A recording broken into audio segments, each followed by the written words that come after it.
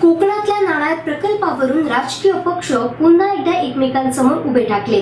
या पक्षांना या प्रकल्पाचा फायदा तोटा काय होणार यापेक्षा इथल्या ग्रामस्थांना काय वाटतं हे जाणून घेण्याचा प्रयत्न केलाय सिंधुदुर्ग लाईव्हनं। पाहूया सिंधुदुर्ग लाईव्हचा स्पॉट पंचनामा।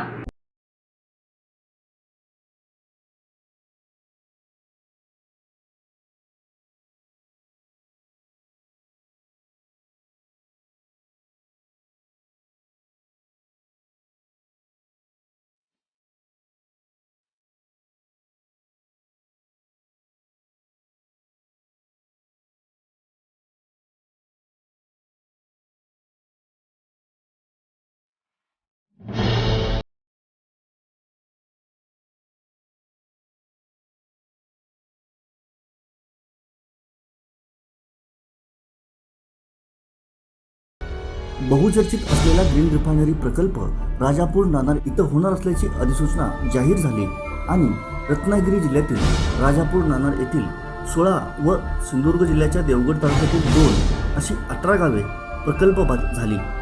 या प्रकल्पासाठी 1500 हेक्टरपेक्षा जमीन संपादित करण्याची प्रक्रिया सुरू आहे। या प्रकल्पामध्ये राजापूर तालुक्यातील 16 व देवगड तालुक्यातील गिरिये व रामेश्वर या 2 गावांचा समावेश आहे। गिरिये व रामेश्वरमधील 850 हेक्टर जमीन ही MIDC साठी आरक्षित असल्याची माहिती मिळत आहे। ही वस्तुस्थिती समजल्यानंतर नाणार, गिरिये, रामेश्वर इथल्या स्थानिकांनी प्रकल्पाला विरोध दर्शवला। प्रकल्पाच्या विरोधात स्थानिकांनी संघर्ष समिती स्थापन केली आहे। स्थानिकांचा विरोध पाहून काही राजकीय पक्षांनी या प्रकल्पाच्या विरोधात भूमिका घेतली आहे। आतापर्यंत या प्रकल्पाच्या विरोधात या भागात माजी मुख्यमंत्री नारायण राणे, शिवसेना पक्षप्रमुख उद्धव ठाकरे, मनसे अध्यक्ष राज ठाकरे यांनी प्रकल्पाच्या विरोधात आपली भूमिका मांडली आहे। भविष्यात हा विरोध टोकाला जाण्याची शक्यता आहे। सध्या कोकणातील धगधगता विषय म्हणजेच नाणार रिफायनरी प्रकल्प। या प्रकल्पावरून कोकणात महाभारत सुरू आहे।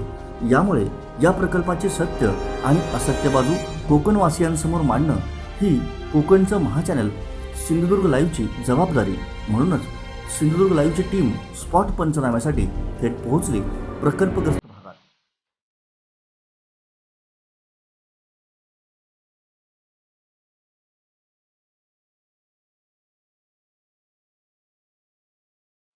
स्पॉट पंचनाम्याची सुरुवात झाली ती म्हणजे देवगड तालुक्यातील पडेल कॅन्टीन पासून साधारण 6 ते 10 किलोमीटर अंतरावर वसलेली गिरिये व रामेश्वर ही 2 गावे। दोन्ही गावची मिळून 4000 इतकी लोकसंख्या। हापूस, आंबा व काजू ही 2 मुख्य हंगामी उत्पन्नाची साधनं अशा या 2 गावात कोकणातील सर्वात मोठा ग्रीन रिफायनरी प्रकल्प होतोय। म्हणूनच या प्रकल्पाबाबत गिरियेतील लोकांची काय भूमिका आहे हे जाणून घेण्यासाठी आमची टीम गिरियेच्या नाक्यावर पोहोचली।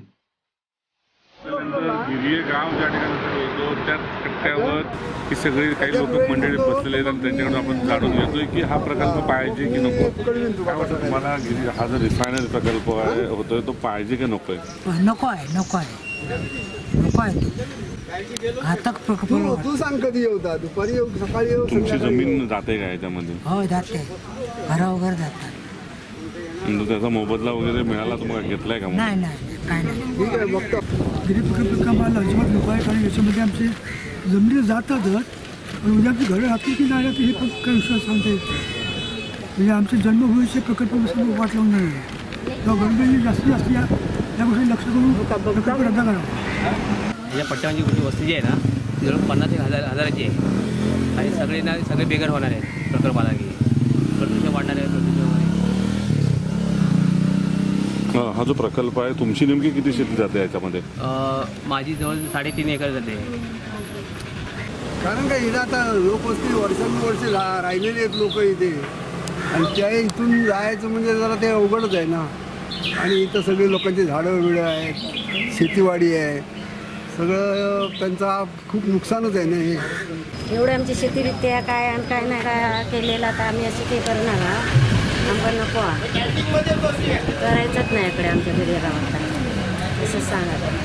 काय कारण, शेती किती जाते तुमची? शेती आमची आता आमची आहे ती थोडी आपली आहे ती जाणारच आहे ना, मग जाऊन आम्ही असेच राहून काय उपयोग आहे? आमची भूमिका अशी आहे की हानिकारक प्रकल्प नको आहे। कारण आमच्या इकडे हापूसचे हे आहे, माड आहे, सरूक आहे. ही मुळात आमच्या इकडे दैवता जास्त आहे. हे दैवत जे आहे की नाही ते ह्या एवढ्या गिर्यामध्ये गिर्याचा घेरिया ह्याच्यामध्ये बरीचशी दैवत आहे. 25 दैवत आहे लहान मोठी. त्यांची लोक ही सेवा करतात. आणि प्रकल्प झाला म्हणजे ते आता कुठे त्यांना हे करणार. तर काय सांगाल, प्रकल्प हवाय का नको आहे? प्रकल्प नको पाहिजे, विनाशकारी प्रकल्प इथं नको पाहिजे. आम्ही अगोदर पण विरोध केला आणि आजकाल BJPवाले जे जटार साहेब आहेत यांना इथं आम्ही पुतळा दहनसुद्धा केला तरी ऐकत नाहीत. त्यांना प्रकल्पाच्या बाजून त्यांना मोठं काय आमिष मिळालेलं आहे म्हणून तो प्रकल्प आमच्यावर लादायला बघतायत. त्यांना खोलाई दाखवली होती एकदा, पुन्हा दाखवायचे दिवस आले आहेत. त्यांना सांगायचं मग तुमच्या थ्रू त्यांना कळेलच का आम्ही किती विरोध आहे आमचा. आम्ही आमच्या आंब्याच्या सीझनमध्ये असताना भरपूर काही कमेंट सोडले पण आम्हाला काय एवढा टाईम नाही त्यांच्यावरती हे करायला. आता करून दाखव म्हणायचे, प्रकल्पाच्या अगेन्स्ट उभे राहा आमच्याबरोबर. प्रकल्पाच्या बाजूनच ते बोलत आहेत. त्या रिफायनरीबाबत सिंधुदुर्गची टीम गिरियेमध्ये दाखल झाल्यानंतर लोकांच्या दिलखुलास चर्चा आणि प्रतिक्रिया आपण जाणून घेतल्या. काही लोक आहेत, काय सांगाल, रिफायनरी प्रकल्प तुमच्या गिरियेमध्ये होतोय, तुमची नेमकी भूमिका काय आहे? आमची भूमिका काय असणार, तो आमच्या फायद्याचा आहे किंवा तोट्याचा आहे. त्याच्यामुळे काय होणार आहे, पर्यावरणामध्ये काय फरक पडणार आहे का, किंवा आंबई शेती बागायती आहे याच्यावरती काय फरक पडणार आहे का. असं असेल तर तो आम्हाला नको आहे. आमचं नुकसान होत असेल, पर्यावरण बिघडत असेल तर तो प्रकल्प आम्हाला नको आहे. त्याने आमचा काय फायदा होत असेल तर तो झाला तर काय हरकत नाही. प्रकल्पाला हवे तसे जमिनी घेतलेल्या नव्हत्या. प्रकल्पाचा काहीच विषय नव्हता त्यावेळी जमिनी विकल्या गेल्या आणि प्रकल्प आता आला. जमिनीचे व्यवहार 7-8 वर्षापूर्वी झालेले आहेत. मग जमिनी काय सांगून तुमच्याकडून विकत घेतल्या गेल्या? कारण त्या जमिनी लोकांना पण त्या जमिनी माहीत नव्हत्या की जमिनी तिथे आहेत अशा. आणि लोकांना पण नंतर समजायला लागलं की बाबा त्या आउटसाईडला एवढं काय होणार, कासावर काय होणार आहे. पण त्या लोकांची परिस्थिती त्यावेळी नव्हती. 8-10 वर्ष लोकांची परिस्थिती नव्हती. त्या काळात लोकांनी विकल्या त्या जमिनी.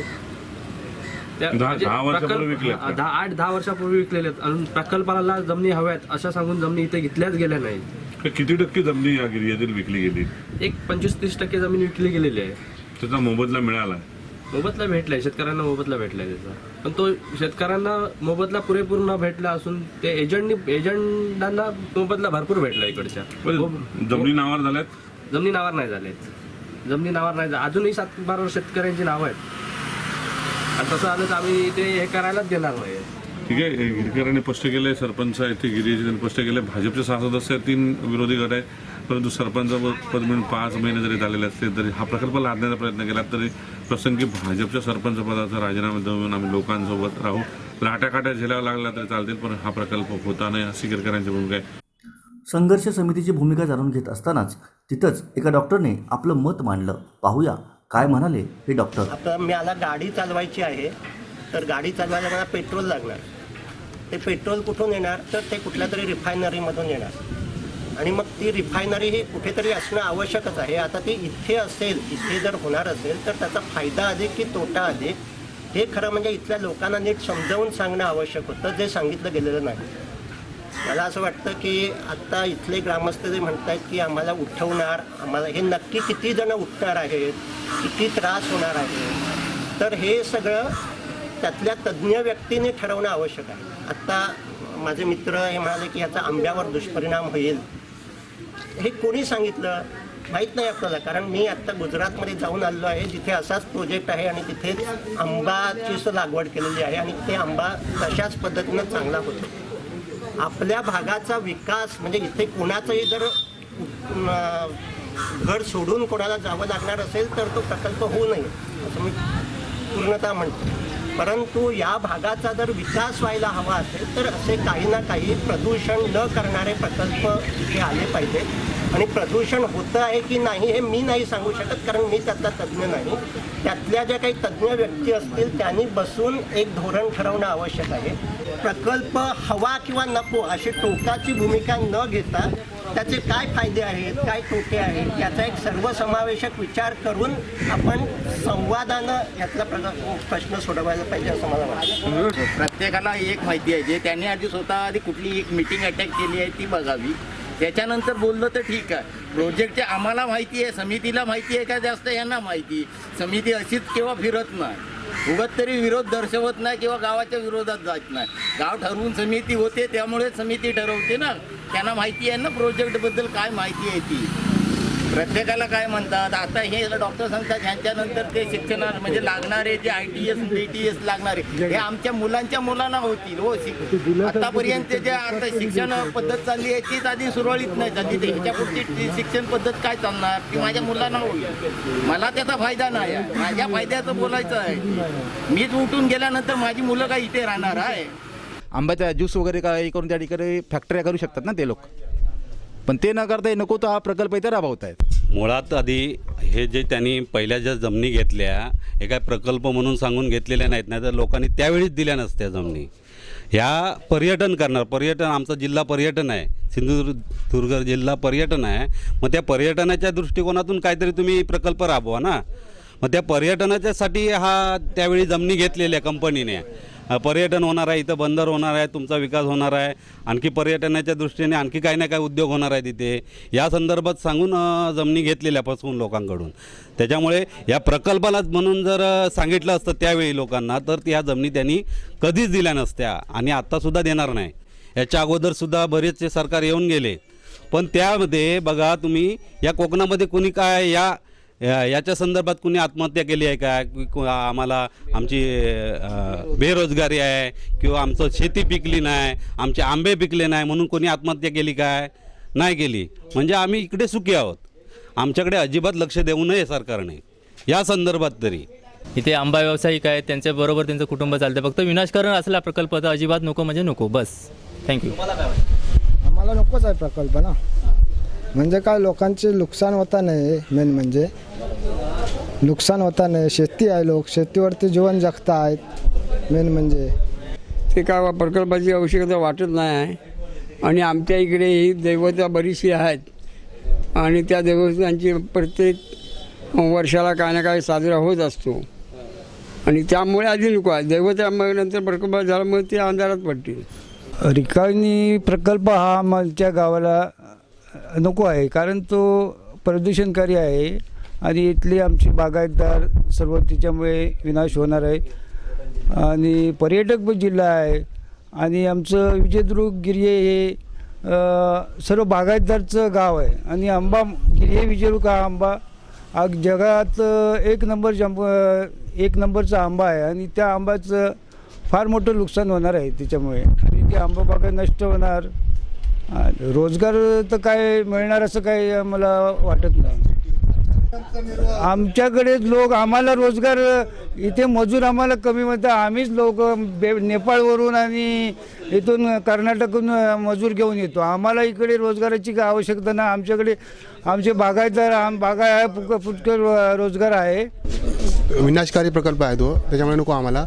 सरकारी मनमानी कारभार करता येते, त्या प्रकल्प नको आहे. शासनाने या प्रकल्पाचे जे फायदे होते ते समजावून सांगितले, नाही आम्ही ऐकायला तयारच नाही ते. आम्हाला तर मान्यच नाही ते. पण ते कमी म्हणजे काय 4-5 लाख रुपये एकरी अशा पद्धतीने दिलेले आहे त्यांनी त्यावेळी. हो 2.5-3 काय सुरुवातीचे एवढे आहेत ना की 250 रुपये गुंठ्याप्रमाणे लोकांना फसवून घेतलेले जमीन. आजपर्यंत सरकारने आधी किती जणांना नोकऱ्या दिल्या? नुसती घोषणाबाजी हवेतच चालली आहे. आज नोकऱ्या किती दिल्या ते डिक्लेरेशन करा ना. आणि याच्या पुढे आणि याच्यात आमच्या या प्रकल्पाच्या संदर्भात किती टेक्निकल लोक इथे आहेत, किती लोकांना नोकऱ्या मिळणार आहेत? त्या नोकऱ्याची काही आवश्यकता नाही. तर हा प्रकल्प इथून अन्य ठिकाणी न्यावा, नाही तर तो इथे तर नकोच आहे. मुळात काय आहे की जो प्रकल्प इथे राबवत आहेत तो इथल्या लोकांना, या जनतेला नको असताना का देत आहेत हा प्रश्न मुळात आहे. जे आम्हाला नको तो तुम्ही इथे आमच्या माती का मारता? मी दारू पित नाही, मग मला व्यसनी का बनवता? दारू घेतलीच पाहिजे म्हणून हा प्रश्न आहे. ज्याला हे नको आहे तो तुम्ही आमच्या माती मारू नका.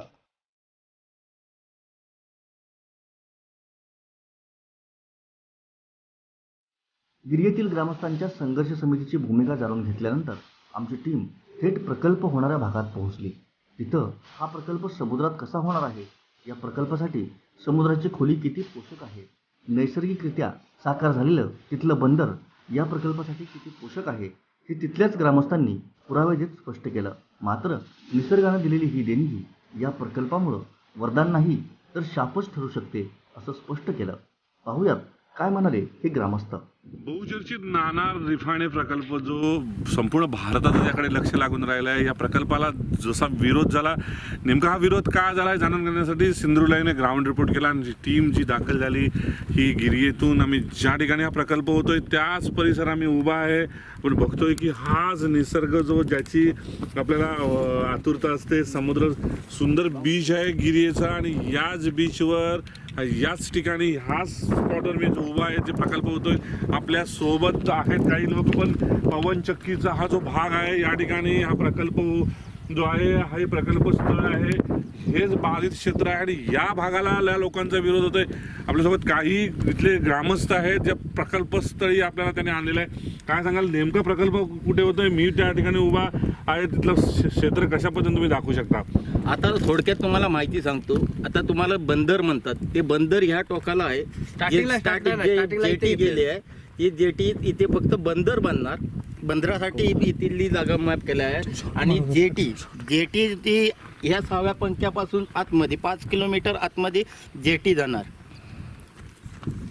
मुख्य जेटी म्हणजे ती पाईपलाईनीसाठी ती ज्याने 5 किलोमीटर आतमध्ये समुद्रामध्ये त्या 6व्या पंख्यापासून आतमध्ये जाणार.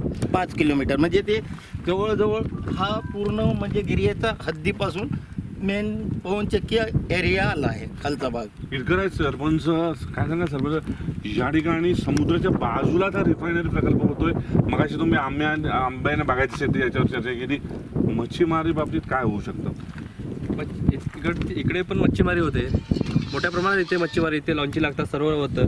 पण इथे काय झालं आहे, इथून बघा इथेपर्यंत रोड थांबलेले आहेत. इथून जर पूर्ण रोड गेले ना तिथे तर सर्व डेव्हलप. इथे एक हॉटेल झालेलं आहे खाली, आता म्हणतात खाली हॉटेल झालेलं आहे. येणारा कधी ह्या जर रोड पूर्ण त्या बीच पर्यंत गेले ना तर इथे काय रिफायनरीची गरज नाही की काय गरज नाही. इथे रोजगार भरपूर रोजगार भेटेल. इथे हॉटेल्स होतील लोकांचे, ते पर्यटक येतील, पर्यटकांपासून रोजगार मिळेल. इथे हॉटेल्स झाले तर रोजगार मिळेल लोकांना. कुठे जाण्याची गरज नाही गावात, असं इथे सर्व वातावरण आहे गावाचं. किती मच्छीमारी साधारण या भागामध्ये होते? आपल्या विजयदुर्ग भागात फार मोठ्या प्रमाणात मच्छीमारी व्यवसाय केला जातो. विजयदुर्ग बंदर असल्यामुळे आपला विजयदुर्ग मुख्य बंदर आहे. पण विजयदुर्गपेक्षा आपला गिरये हा जो किनारपट्टीचा खालचा भाग आहे, पवनचक्कीच्या खालचा, ॲक्च्युअली ते वेंगुर्ला, गोवा, अगदी पूर्ण ह्याच्यातले मच्छीमार जे पर्सनेट मच्छीमार आहेत ते लोक ह्या खोल समुद्रात येऊन मासेमारी करतात, कारण इथे समुद्राची नॅचरल डिपिंग जास्ती आहे. आपला हे जे बंदरासाठी पूर्वी मुख्यमंत्री मला वाटतं मुख्यमंत्र्यांनी पूर्वीच हा बंदरासाठी हे डिक्लेअर केलेला होता फार वर्षापूर्वी.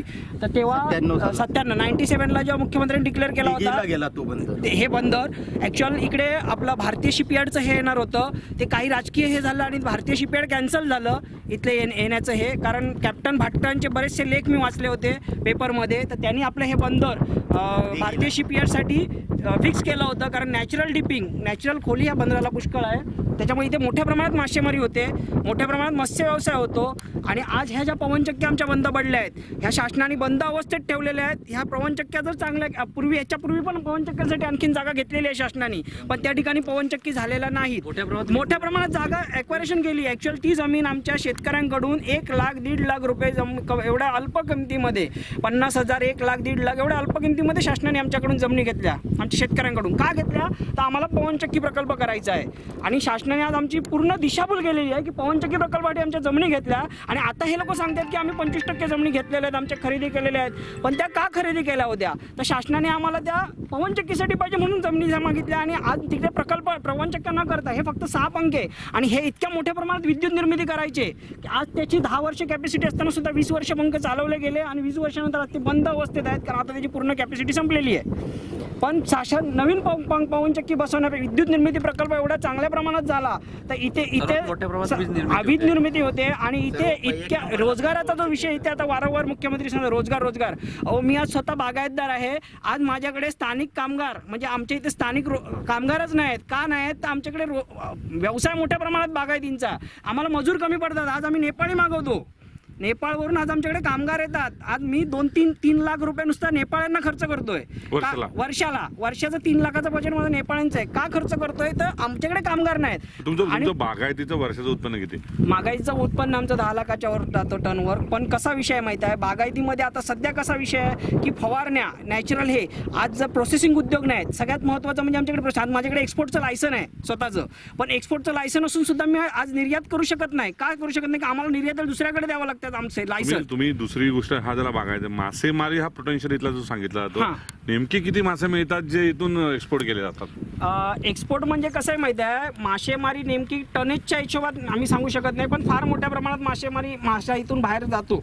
गोवा वेंगुर्ला ऍक्च्युअल गोवा जो मासा जातो हा गोवा एक्सपोर्ट होतो. गोव्याला जो मासा जातो इथून हा एक्सपोर्ट होतो, निर्यात केला जातो मासा. म्हणजे बांगडे वगैरे जे हे माशाचे प्रकार आहेत हे मासे निर्यात केले जातात. तर आज ही बागायती आमचा मुख्य व्यवसाय, सगळ्यात मुख्य. मासेमारी पण आहे, मासेमारी पण त्याच्यासोबत व्यवसाय आहे.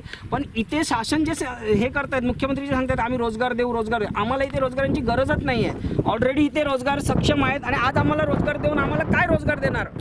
आम्ही ह्या कातळालाच आम्ही खड्डे मारले आहेत आणि त्याच्यातच कल्प लावले आहेत. ह्या कातळालाच खड्डे मारून कल्प लावलेले आहेत. म्हणजे कातळामध्ये पण कातळामध्ये आंबे आम्ही निर्माण केले आहेत. कातळामध्ये आम्ही सुरुंग लावून ना त्याची अशी मुळं ती मग आतमध्ये जातात पूर्ण, आणि त्याच्यात आम्ही कलमांची लागवड केलेली आहे. कातळामध्ये आंब्याला जास्त टेस्ट वगैरे, त्या आंब्याला जास्त टेस्ट आहे.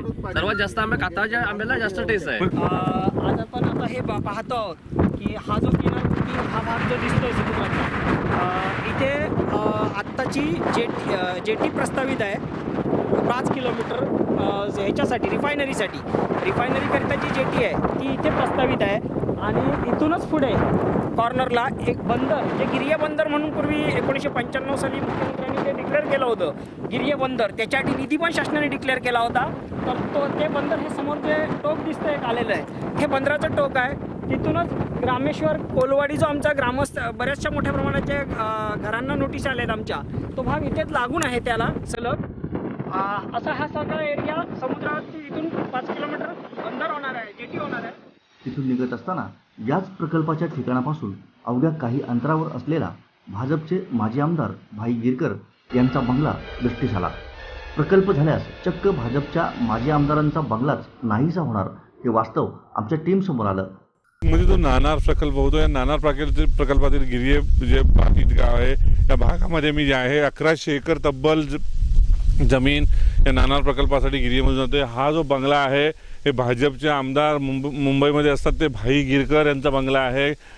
गिरिये गावामध्ये शानदार जो बंगला आपल्याला पाहायला मिळतो, हा संपूर्ण बंगला जो आहे हा संपूर्ण बंगला ह्या बाधित गावामध्ये आहे. आणि हा बंगला ह्या प्रकल्पामध्ये जात असल्यामुळे भविष्यात आमदार भाई गिरकर यांनाही फटका बसणार आहे. त्यांचाही बंगला ह्या प्रकल्पामध्ये जात असल्याने नेमके भाई गिरकर काय भूमिका घेतात हे पाहणं उत्सुक ठरणार आहे. मात्र संपूर्ण आपण बघतो हे संपूर्ण जो भाग आहे या संपूर्ण भागामध्ये गिरियेच्या ह्या पवनचक्कीचा सगळा भाग हा पण पूर्णपणे बाधित क्षेत्र असल्यामुळे निश्चितच आमदार भाई गिरकर यांच्याही घराला या ठिकाणी फटका बसलेला पाहायला मिळतो. त्यानंतर आमची टीम पोहोचली देवगडमध्ये. एकूणच या प्रकल्पाबाबत तिथल्या स्थानिक पत्रकारांचं काय मत आहे हे जाणून घेण्यासाठी आम्ही भेटलो ज्येष्ठ पत्रकार दयानंद मांगले यांना. पाहूया दयानंद मांगले काय म्हणतात. शासनाने सर्वप्रथमच या प्रकल्पाविषयी सविस्तर माहिती देणं आवश्यक होतं आणि ती माहिती न दिल्यामुळे जनतेत आज जो गैरसमज निर्माण केला गेला की हा प्रकल्प प्रदूषणकारी आहे आणि या प्रदूषणकारी किंवा अथवा विनाशकारी प्रकल्पामुळे येथील बागायती किंवा मच्छीमारी उद्ध्वस्त होईल याविषयी सविस्तर माहिती न दिल्यामुळेच या लोकात खऱ्या अर्थाने गैरसमज निर्माण झाला आणि त्याचं राजकीय भांडवल या स्थानिक नेत्यांनी केलेलं आहे. आगामी काळात होणाऱ्या विधानसभा लोकसभा निवडणुकीतही यापुढेही नाणार प्रकल्पाला विरोधच अशीही भाषा पुढे येणार आहे. जरी काही राजकीय पक्ष या प्रकल्पाचं समर्थन करत असले तरी त्यांनी देखील या पुढील काळात येणाऱ्या 1-2 महिन्यात तेथील जनतेशी सुसंवाद साधत हा प्रकल्प विनाशकारी आहे की फायदेशीर आहे हे समजावून देणं हे अत्यंत गरजेचं आहे असं मला वाटतं. सर्व राजकीय पक्षांनी या प्रकल्पाविषयीची वस्तुस्थिती यापूर्वीच माझ्या माहितीप्रमाणे जाणून घेतलेली असेल. जर तो प्रकल्प विनाशकारी असेल तर त्या सर्व राजकीय पक्षांनी देखील त्या लोकांना तो विनाशकारी कसा आहे हे पटवून देणं हे आवश्यक आहे. त्याचबरोबर समर्थन करायचं झाल्यास समर्थन करणाऱ्या पक्षांनी देखील हा प्रकल्प येथील जनतेला फायदेशीर आहे याची सविस्तर माहिती द्यावी. पण हे 2% 2 गोष्टी 2 वेळा होत असताना यातून वाद आणि श्रेयवाद किंवा अन्य गोष्टी ह्या वाढत जाणार. त्याहीपेक्षा सर्व राजकीय पक्षांच्या प्रमुख नेत्यांनी एकत्र बसून जर या प्रकल्पाविषयी सविस्तर माहिती घेत अभ्यास केला, तज्ज्ञांचं मार्गदर्शन घेतलं आणि ते मार्गदर्शन घेऊन या प्रकल्पाविषयीची भूमिका सर्व राजकीय पक्षांनी एकाच व्यासपीठावर येऊन जर जनतेसमोर मांडली तरच खऱ्या अर्थाने या प्रकल्पाला चालना मिळेल असं माझं मत आहे. तिथून मग आम्ही पोहोचलो या भागाचे भाजपाचे माजी आमदार ॲडव्होकेट अजित गोगटे यांच्या संपर्क कार्यालयात. पाहूया ॲडव्होकेट अजित गोगटे काय म्हणाले. ह्या प्रकल्पाचा आवाका बघितला आणि त्याचं गुंतवणूक पाहिली तर लाखो करोडो रुपयांची गुंतवणूक या ठिकाणी आहे. आणि डायरेक्ट रोजगार त्यांच्या म्हणण्यानुसार डायरेक्ट रोजगार जरी नसला म्हणजे कमी असला तरी ह्याच्यातून ज्या छोट्या छोट्या कंपन्या निघतील, छोटे छोटे कारखाने निघतील, छोटे मध्यम असे जे कारखाने निघतील आणि सगळ्या इथे दळणवळणाचा विकास होईल, एअरपोर्टचा विकास होईल, इथे सगळ्या जलवाहतुकीचा विकास होईल, ह्या सगळ्या गोष्टी निश्चितच होतील. आणि त्यामुळे पर्यायाने जे इन्फ्रास्ट्रक्चर पाहिजे ह्या ठिकाणी ते निश्चितपणे होईल. मला वाटतं कलमांवर ह्या ठिकाणी अनेक जण सांगतात की कलमांचा हा होईल, ऱ्हास होईल. आज आता स्थिती अशी आहे की आजच आम्हीच लोकांनी बागायतदारांनी सुद्धा कलमांच्या क्वालिटीकडे किंवा याच्याकडे लक्ष न देता कल्टार पॅक्लोबोट्रोलसारखा अतिरेक वापर करून कलमांची क्षमता कमी केली. आम्ही या प्रकल्पाची बाजू मांडताना प्रकल्पामध्ये रोजगार जर निर्माण व्हायचा असेल नाही ते इथल्याच लोकांना रोजगार व्हायचा असेल तर आजच ज्या ITI इथे आहेत, पॉलिटेक्निक आहेत, तो तिथे ज्यांना ज्या प्रकारचं कुशल कामगार लागतात, हे लागतं तिथे कारागीर लागतात, त्याचे कोर्स इथे सुरू करा आणि ते आत्तापासून सुरू करा. आणि ते मान्य केलं होतं. म्हणजे पॉलिटेक्निक ITI स्पेशली नाणार प्रकल्प बाधित गावातल्या तरुणांसाठी हा एक विषय. दुसरा विषय आम्ही सांगितलं होता आंबा संशोधन केंद्र अद्ययावत करावं. तिसरं आम्ही सांगितलं होतं मल्टी स्पेशालिटी अद्ययावत हॉस्पिटल इथं उभं करावं. आणि चौथं होतं स्मार्ट सिटीचा. जागतिक स्तरावरचा असा मोठा प्रकल्प कोकणात येणं ही खरं तर कोकणमध्ये होऊ घातलेली एक क्रांती आहे. मात्र कोणत्याही राजकारणाला बळी न पडता त्यातलं वास्तव समजावून घेतलं, तिथल्या ग्रामस्थांची विरोधाची भूमिका आणि त्यामागची वास्तवता सरकारने प्रामाणिकपणे समजून घेतली तरच सरकारचे हे क्रांतिकारक पाऊल ठरू शकते. हीच वस्तुस्थिती सिंधुदुर्ग लाईव्हच्या स्पॉट पंचनाम्यातून समोर आली.